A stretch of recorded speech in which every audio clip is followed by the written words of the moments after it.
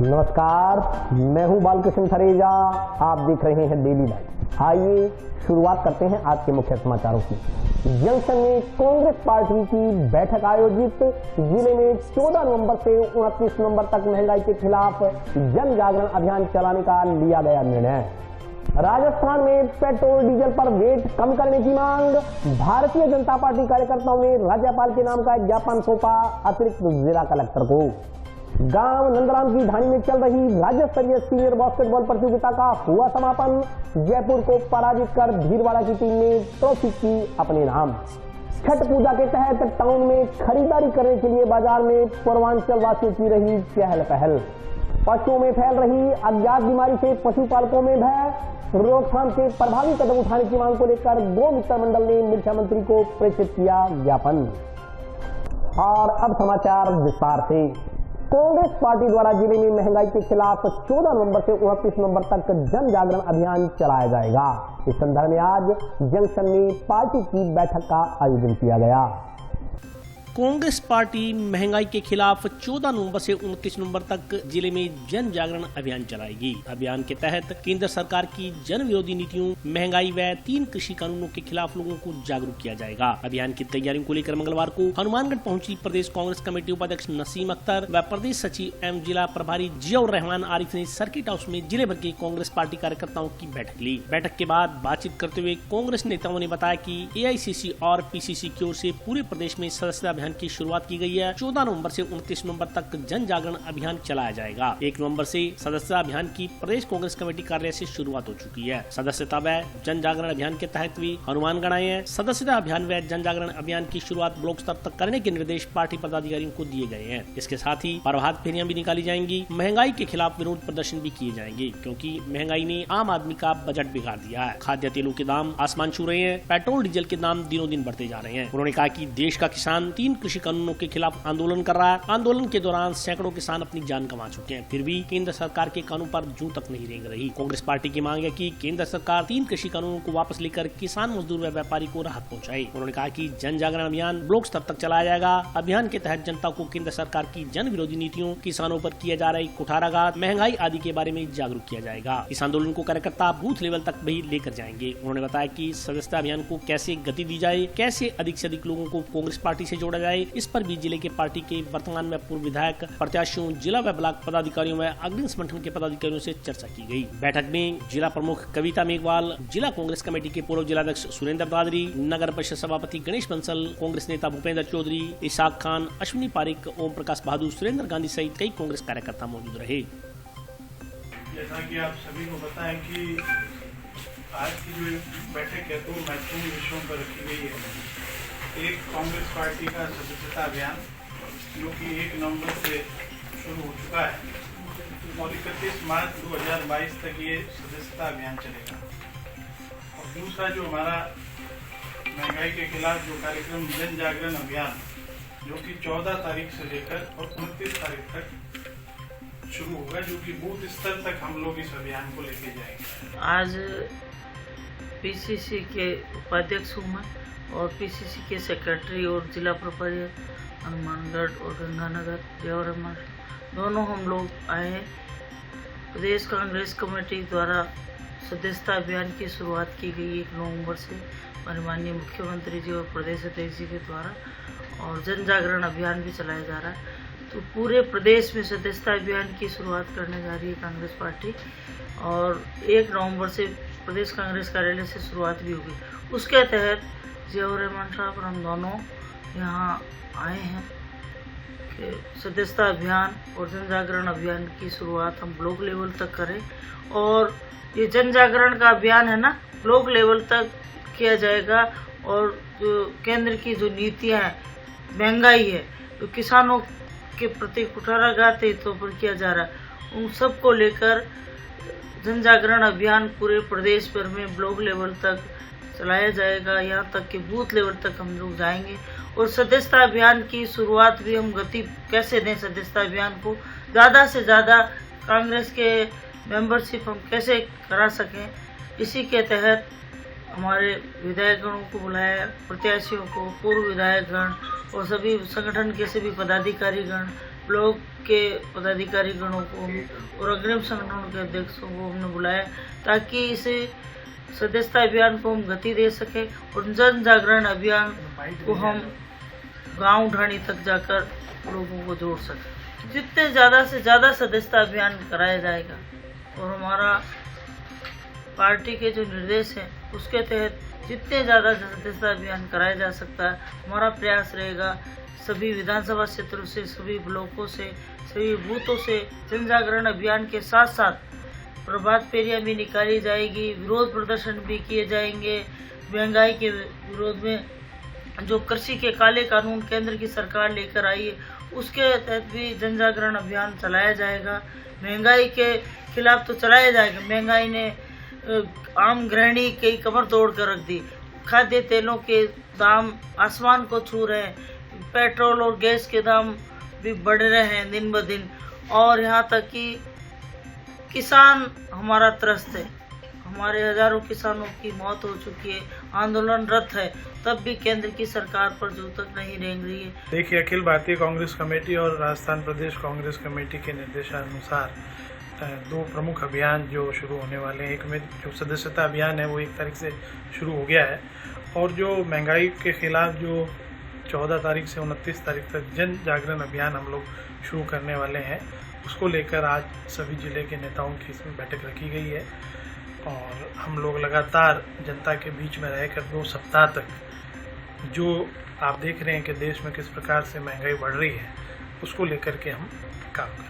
देखिए, जिला अध्यक्ष की जहाँ तक बात है, हम लोग इसके लिए हमने तैयारियां की है, और प्रदेश कांग्रेस कमेटी, अखिल भारतीय कांग्रेस कमेटी जब भी इस संबंध में निर्णय करेगी, इनकी घोषणा रहेगी। इस सबसे पहले हमने 2 रुपये एक्साइज जो है उस पर कम की थी।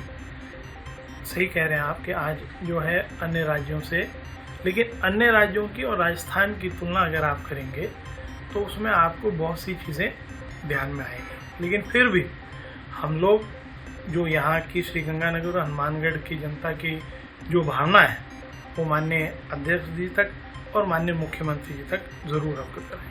राजस्थान में पेट्रोल डीजल पर रेट कम कर आम जन को राहत दिलवाने की मांग को लेकर भारतीय जनता पार्टी कार्यकर्ताओं ने राज्यपाल के नाम का ज्ञापन अतिरिक्त जिला कलेक्टर को सौंपा।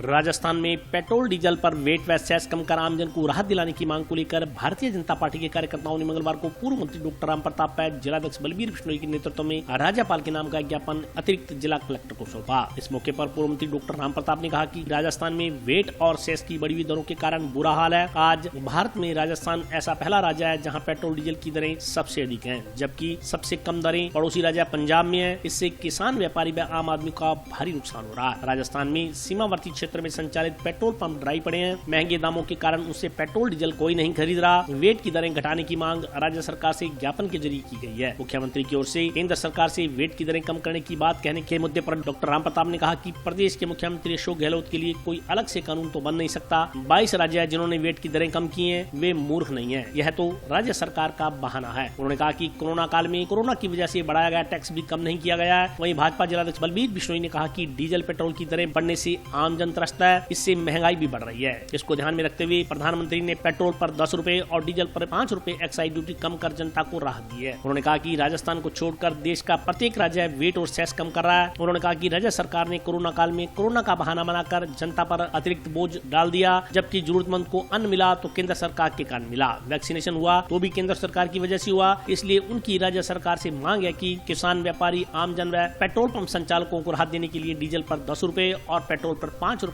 वेट कम किया जाए। ज्ञापन देने वालों में पूर्व सभापति राजकुमारी सारिया, राजकुमार तंवर, नगीना बाई, राजेंद्र चौधरी, बलराज सिंह दानेवालिया, पवन श्रीवास्तव, राजकुमार बागोरिया, लेखराम जोशी सहित अन्य कार्यकर्ता मौजूद रहे। राजस्थान में वेट की दरें और सेस की बढ़ी दरों को लेकर के बुरा हाल है, और इसमें लंबी चौड़ी बात नहीं है। आप लोगों ने अगर आज अखबारों में देखा होगा तो एक विज्ञापन है पंजाब के चीफ मिनिस्टर का कि हिंदुस्तान में सबसे ज़्यादा दरें और राजस्थान में है, और हिंदुस्तान में सबसे कम दरें वेट की है वो पंजाब। तो आप इससे अंदाज़ा लगा सकते हो कितना भारी नुकसान है वो किसान का, व्यापारी का, आम आदमी का होगा।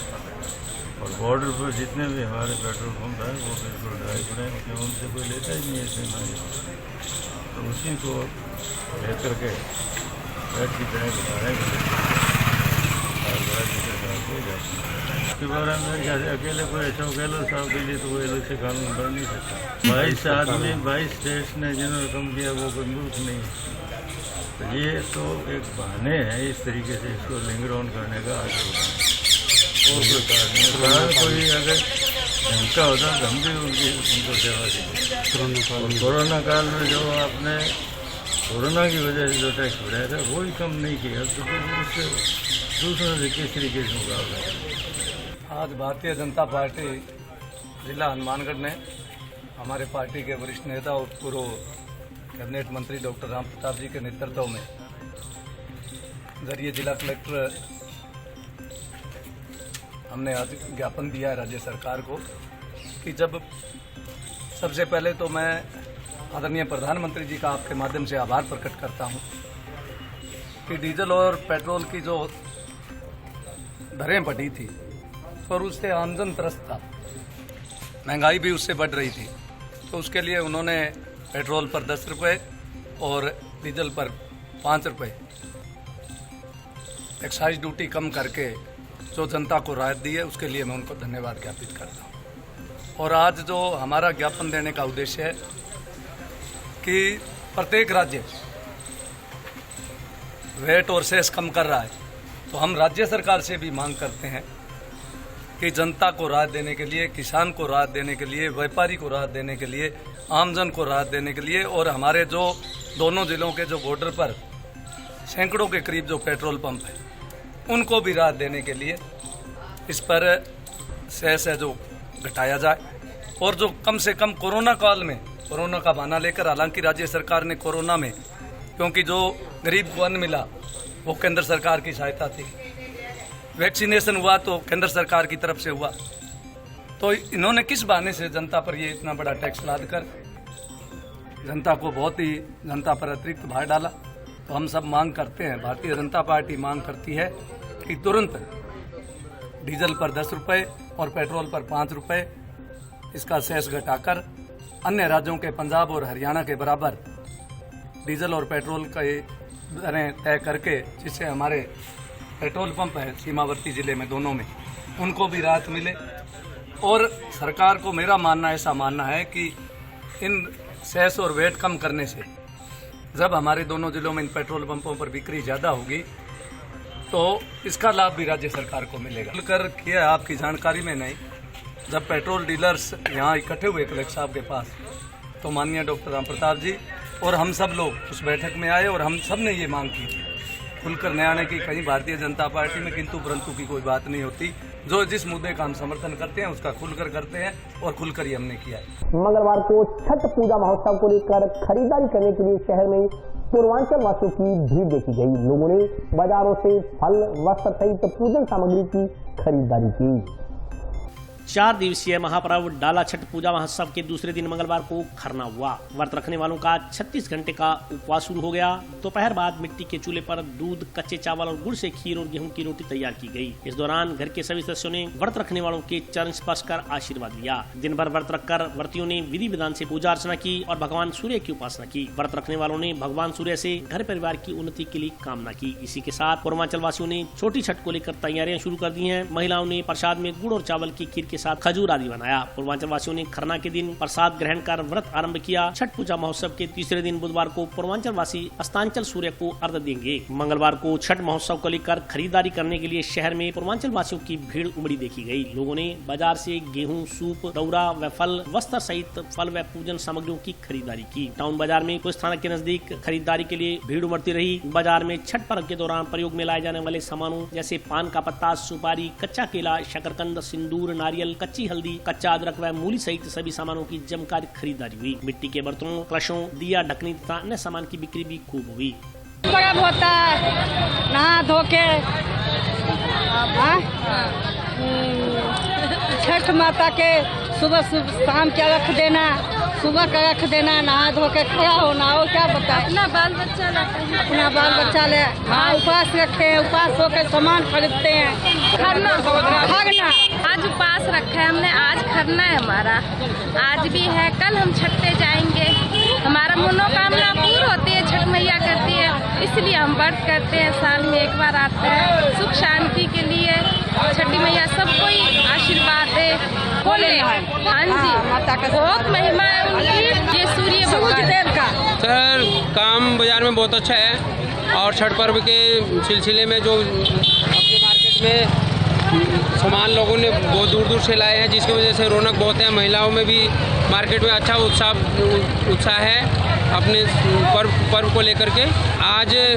आज खरना है जी, आज खरना है, और कल सांझ का अर्घ होगा, और उसके अगले दिन का अर्घ होगा, जिसमें सूर्य महाराज को अपने अर्घ देते हैं, पूजा अर्चना करते हैं। बाज़ार में सर लगभग सभी चीज़ें जो कि प्रकृति की जो भी आइटमें यहाँ पे उपलब्ध हैं, जिसमें हर एक चीज़ आ जाता है, जिसके अंदर नारियल हो गया, खाजा हो गया, बर्तन हो गया, अनानास हो गया, सेब संतरा, ये सब तो रेगुलर की चीज़ है, लेकिन फिर भी अपने जल मेवा जिसको कहते हैं, वो भी सब यहाँ पे भगवान की दया से सारे लोगों ने अपने तरीके से अच्छी तरह से व्यवस्था कर रखा है, ताकि आम पब्लिक को कोई तकलीफ ना हो। गांव नंदराम की ढाणी में चल रही राज्य स्तरीय सीनियर बास्केटबॉल प्रतियोगिता का मंगलवार को समापन हुआ। प्रतियोगिता में भीलवाड़ा की टीम विजेता रही।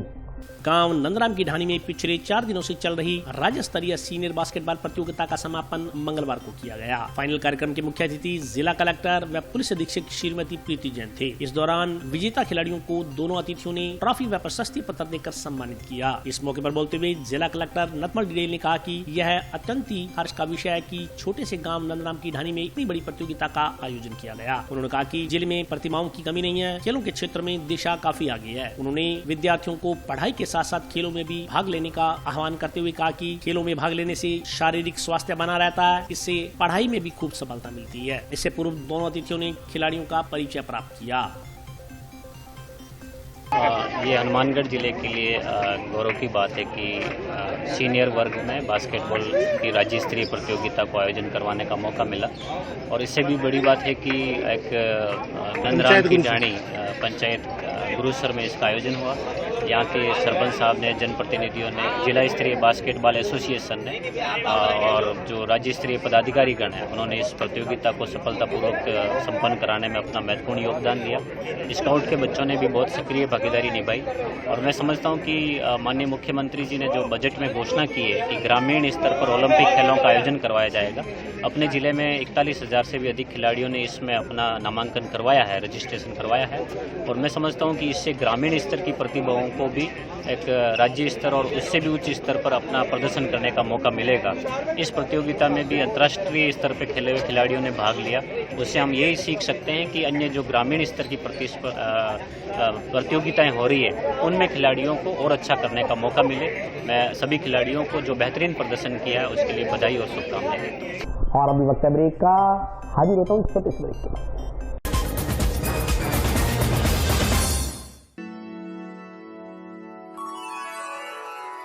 यूं तो कई बार मुझे हंसते देखा है, पर ये हंसी कुछ और है। ये गहना मुझ पर जचता है, पर ये महज एक गहना नहीं, ये रूपरेखा है मेरे मन की, हंसती खिलखिलाती लहरों की, जो आतुर थी अब तक मुझ पर सजने को। इसलिए ये गहना ही मेरा सच्चा श्रृंगार है, श्रृंगार है, श्रृंगार है।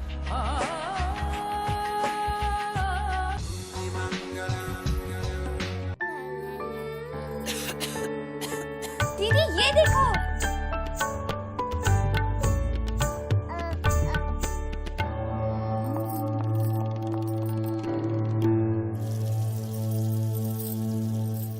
नोवेल कोरोना वायरस बीमारी को फैलने से रोका जा सकता है। खांसी और छींक के बाद और बच्चे को छूने से पहले अपने हाथों को साबुन से धोकर इसे फैलने से रोक सकते हैं। वो डॉक्टर साहब हैं? भाई साहब खांसी और बुखार था, सोचा चेक करवा लूं।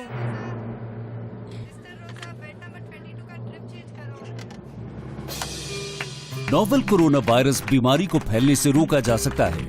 बुखार के साथ खांसी और छींक होने पर तुरंत नजदीकी हेल्थ क्लिनिक या केंद्र जाएं। ब्रेक के बाद स्वागत है। आइए नजर डालते हैं अगले समाचारों पर। पशुओं में फैल रही अज्ञात बीमारी को महामारी घोषित कर इसकी रोकथाम के लिए प्रभावी कदम उठाने की मांग को लेकर गो मित्र मंडल ने मंगलवार को मुख्यमंत्री के नाम का ज्ञापन जिला कलेक्टर को सौंपा। पशुओं में फैल रही अज्ञात बीमारी को महामारी घोषित कर इसकी रोकथाम के लिए प्रभावी कदम उठाने की मांग को लेकर गो मित्र मंडल के बैनरतले क्षेत्र की गौशालाओं के संचालकों ने मंगलवार को मुख्यमंत्री के नाम का ज्ञापन जिला कलेक्टर को सौंपा। साथ ही जिला पशु चिकित्सा अधिकारी को भी मांग पत्र सौंपा गया। इस मौके पर गौशाला के प्रबंधकों ने बताया कि वर्तमान में पूरे राज्य में पालतू एवं निराश्रित पशुओं में एक अपरिचित बीमारी फैल रही है। इसमें पशुओं को बुखार आना, पैरों में कीड़े पड़ना, पशुओं के शरीर में गांठें बनकर उनमें कीड़े पड़ना इत्यादि शामिल है। यह बीमारी पशुओं में व्यापक स्तर पर फैल रही है। यह एक वायरल रोग है जो एक पशु से दूसरे पशु में तेजी से फैल रहा है। पालतू पशुओं की सार संभाल तो पशुपालकों की ओर से घरों में की जा रही है, लेकिन बेसहारा गोवंश इस समय सबसे ज्यादा तकलीफ में है। इनकी सुध लेने वाला कोई नहीं है। ज्ञापन में मांग की गई है कि राज्य स्तर पर इसे पशु महामारी घोषित कर इसकी रोकथाम की व्यवस्था सरकार द्वारा की जाए, ताकि इस बीमारी से ज्यादा बेसहारा एवं पालतू पशुओं को बचाया जा सके। माननीय जिला कलेक्टर महोदय को आज ज्ञापन देने आए हैं। इसमें मुख्यमंत्री जी के नाम पे ज्ञापन दिया गया है। गांवों में और शहरों में एक रोग आया हुआ है जिसमें हम कह सकते हैं मुंहखोर भी कह सकते हैं, या पशुओं में पैरों में कीड़े पड़ना, मुंह में छाले हो जाना, 4-5 दिन बुखार रहना। तो ये रोग प्रत्येक गांव और शहर में आया हुआ है। इसके लिए आज ज्ञापन दिया गया है ताकि डॉक्टरों की टीम बनाई जाए और उन पशुओं का इलाज करवाया जाए। देखो, घरों में जो पशु है वो तो पशुपालक अपना इलाज करवा लेगा, लेकिन जो बेसहारा गोवंश घूम रहा है उनके लिए एक प्रयास किया जाए कि एक टीम बनाकर और उन पशुओं का इलाज करवाया जाए। इसीलिए आज जिला कलेक्टर जी को ज्ञापन दिया गया है। और हम हमारे गांव में तो प्रयास कर रहे हैं, लेकिन दूसरे गांवों में कौन जाके प्रयास करे, इसलिए जिला कलेक्टर साहब को ज्ञापन दिया। टाउन स्थित गौशाला प्रांगण में चल रही संगीत व श्रीमद् भागवत कथा में मंगलवार को सैकड़ों श्रद्धालुओं ने भाग लिया।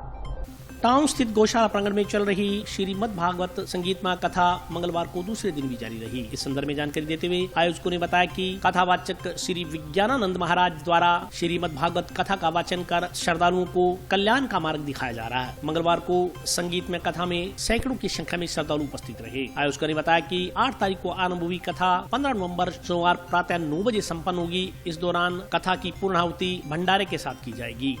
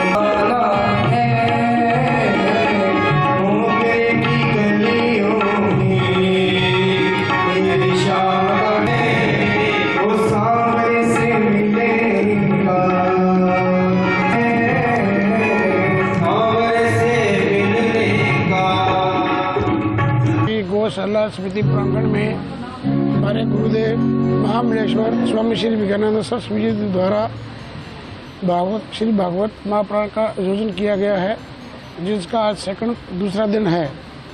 और शहर की उतावल को देखते हुए ऐसा लगता है कि हमारे शहर का गुरु जी के हाथों काफ़ी कल्याण होने वाला है। ये जो गुरु जी के मुख से मुखार बिंद से जो वाणी जो प्रवाह चल रहा है, ये हमारे सभी भक्तों का कल्याण करने वाला है। और हमारे गुरु जी जो लगभग 100 साल से ऊपर की उम्र के हैं और वो अपने अभी भी पूरे जोश और होश से हमारे भक्तों का मार्गदर्शन करते हैं, कल्याणकारी कथाएं करते हैं। तो मैं सभी शहरवासी से निवेदन करूँगा कि, कथा में बढ़ चढ़ कर हिस्सा लें और अपना मार्ग प्रशस्त करें, गुरु से कल्याणकारी कथाएं सुने और अपने जीवन को कर सफल बनाएं। नगर परिषद द्वारा जंक्शन स्थित नगर परिषद के उप कार्यालय में विभिन्न भूखंडों की नीलामी आयोजित की गई। नगर परिषद द्वारा आज जंक्शन स्थित नगर परिषद उप कार्यालय में विभिन्न आवासीय एवं व्यावसायिक भूखंडों की नीलामी की गई। इस दौरान शिव सिनेमा के नजदीक, इसके अलावा F ब्लॉक सहित विभिन्न स्थानों पर पड़े खाली प्लॉटों की नगर परिषद द्वारा बोली की गई। नीलामी में शहर के सैकड़ों व्यक्तियों ने भाग लिया। इस मौके पर नगर परिषद सभापति गणेश बंसल, आयुक्त पूजा शर्मा, लेखाधिकारी मालचंद शर्मा सहित नगर परिषद के कर्मचारी अधिकारी मौजूद रहे। नगर परिषद हनुमानगढ़ के द्वारा 8, 9, 10 को नीलामी रखी गई है, जिसमें कल 3.25 करोड़ की नीलामी की गई थी। इसमें F ब्लॉक के 5 प्लॉट और आनंद सिनेमा के बाद के पास जो वाणिज्य कॉम्प्लेक्स का था, उसमें एक कॉर्नर की दुकान 25-75 और एक उसके बराबर दुकान थी 20-75 की, वो बेची गई है। आज तिलक सर्कल सिविल लाइन में A ब्लॉक में प्लॉटों की नीलामी अभी चल रही है। उसके बाद कुछ पीली चक्की के सामने के ब्लॉक हैं, RCP कॉलोनी के हैं, शिव मंदिर सिनेमा के कुछ हैं, और 21 लाख कत्ती है सीता जी, मैं 21 लाख कत्ती है सीता जी, शहर वासियों को धन्यवाद 21 लाख कत्ती है सीता जी, और उसी पैसे से 21 लाख कत्ती है सीता जी, 2 हाजीपुर जी, जितने भी शहरवासी हैं उनको निर्माण कार्य करके राहत देते हैं। पर्यावरण संरक्षण के उद्देश्य को लेकर मानवाधिकार संघ नामक संस्था द्वारा जंक्शन स्थित सेक्टर 12 में पौधारोपण किया गया। जंक्शन स्थित सेक्टर 12 में मानवाधिकार संघ के कार्यकर्ताओं द्वारा पौधारोपण किया गया। इस मौके पर पौधारोपण करते हुए मानवाधिकार संघ के पदाधिकारियों ने कहा कि पर्यावरण संरक्षण के लिए पौधारोपण अति आवश्यक है। उन्होंने कहा कि यदि पेड़ नहीं रहेंगे तो वर्षा नहीं होगी, और वर्षा नहीं होगी तो पर्यावरण शुद्ध नहीं होगा। इसलिए प्रत्येक व्यक्ति का दायित्व बनता है कि वे अपने जीवन में पेड़ लगाकर उसका संरक्षण अवश्य करे। संघ के पदाधिकारियों ने आमजन से अधिकाधिक संख्या में पौधारोपण कर पर्यावरण में सहयोग देने का आह्वान किया। आज सेक्टर नंबर 12 में संकल्पति मानवाधिकार महासंघ की तरफ से 16 पौधारोपण किया है। संकल्पति बगीचे में अधिक से अधिक आगे और पौधारोपण करेंगे, और लोगों से अपील है और भी कहीं जगह भी पौधारोपण करने की कोई आवश्यकता है। पौधारोपण का उद्देश्य ये है कि जैसे आजकल देख रहे हो हवा के कारण, प्रदूषण के कारण क्या क्या फैल रहा है, इससे अपने को थोड़ा फ़ायदा मिलेगा, लोगों को भी, जनता को, सबको लिए अपने पौधे लगाएंगे, लोग हरे खुद भी हरे भरे रहेंगे और दूसरों भी देखेंगे अच्छा लग रहा है, तब करके हमने ये कार्यक्रम किया। आगे लमसम है ही काफ़ी बहुत लक्ष्य आते लगाने के। अब मैंने 16 लगाए, आगे इस महीने में आगे वो लगाते रहेंगे, जब क्या 101 सब आगे बढ़ते रहेंगे। और आज के लिए बस इतना ही। कल फिर हाजिर होता हूँ नए समाचारों के साथ, तब तक के लिए नमस्कार।